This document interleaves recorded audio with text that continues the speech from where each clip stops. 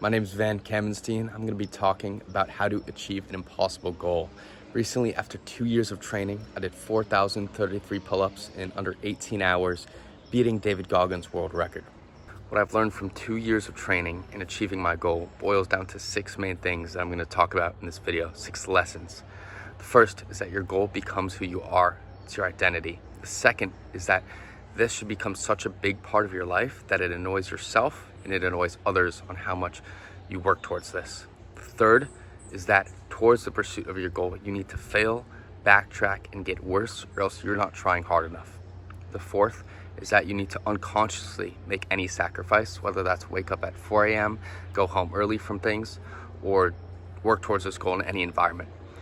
The fifth is an unwavering belief in yourself and your goal, such that people laugh when they hear what your goal is, and they laugh even more when they hear how confident you are that you're going to achieve it. And the sixth thing is that you need to be comfortable with the fact that you will become one of the best in the world at whatever it is you're trying to do, and that can't even question in your mind that that's possible, whether it's directing, sports, business, or any other venture. Lesson number 1, your goal becomes your identity. What I mean by this is that intrinsically, when you look at yourself, you think, at least I have this, at least I've done this. For me, that was pull-ups.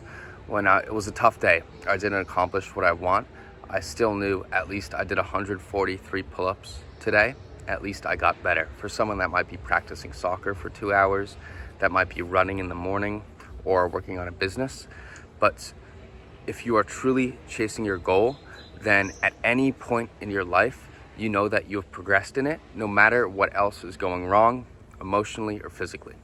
My second takeaway is that you should be working so hard towards what you want to the point that it annoys yourself and annoys others. I never wanted to wake up and do pull-ups. I'm sure no one wants to wake up and run miles or work on a business till the morning, but it should get to the point where it's annoying, but you do it regardless.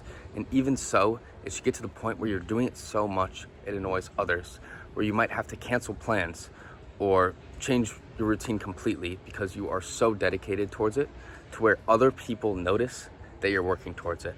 I know a lot of achieving something is the work you do when people aren't there, but if you're really properly working towards an impossible goal, other people will get to a point where they have to notice how much work you're putting in.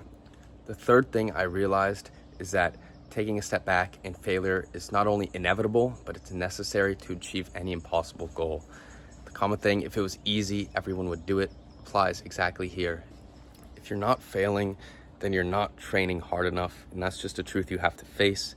And if you keep improving, then you're also not training hard enough because you're not getting better enough to reach the wall sooner. The more you hit the wall and the more you fail, the better. You can't let it discourage you. You just have to know that each time you fail, it's another time you can fail again. And that's necessary in letting your body or mind achieve something that wasn't possible to you a year ago. The fourth thing I've realized is being able to make any sacrifice unconsciously, and that ties back to the first lesson of this becoming who you are. You should want it so bad that it doesn't even become a thought that you would wake up at 4 a.m. or 3 a.m. to put in the necessary work of that day, or leave a party or whatever it is early because you know that you told yourself you're going to put in 2 miles today, or you're going to finish this project before midnight. It sucks to hear it, but it shouldn't even be a question that you're willing to work towards your goal in any environment.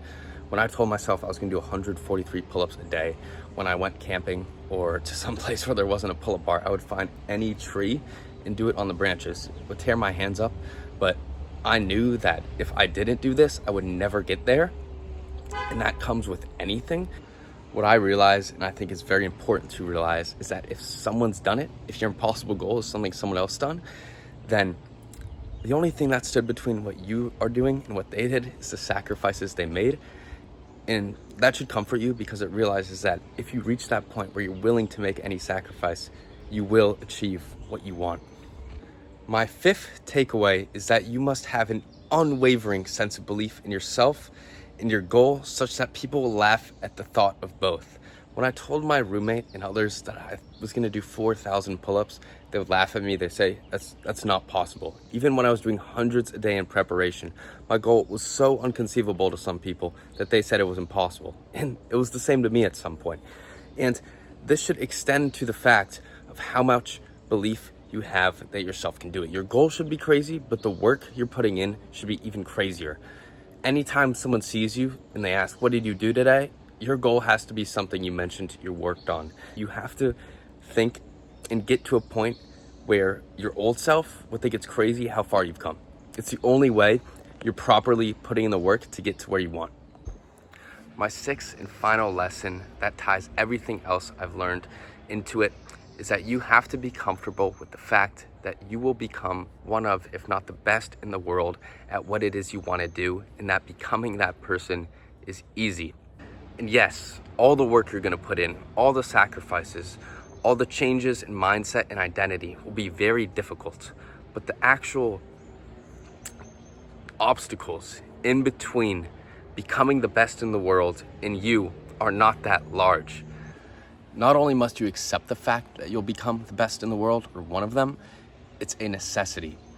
Soon into your journey of applying all these lessons, you'll realize that there's no one around you who you even consider to be better than you. And there will get to a point where you know you'll never meet someone.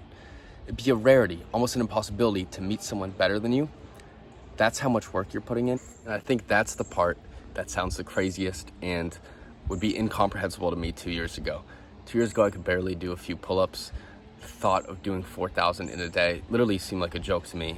You know, there was millions of people better than me, millions of people that could do more in a day than me. It wasn't even a question. But to end this video with a comforting fact and some encouragement, I want to break down the math of what truly it takes to become the best. Let's say you want to become best athlete in the world at your sport. Let's say badminton. And first off, you only have to fight against the people who play badminton, because obviously someone who doesn't play is going to become better than you. And then let's look at it as everyone who plays badminton but hasn't made it their entire identity will not become better than you, because it's not who they are. Then everyone who plays but isn't willing to make any unconscious sacrifice will not become better than you, who's not willing to wake up at 4 a.m. or stop at midnight.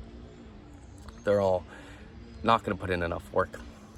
Then everyone who isn't willing to fail and who isn't willing to go to tournaments and lose and learn from their mistakes won't become better than you, because they won't hit enough walls to overcome them. And then everyone who doesn't believe that they will become the best in the world just won't, because that is what it takes. And then finally, you and maybe only a few others are left in that pool, and there is where you succeed.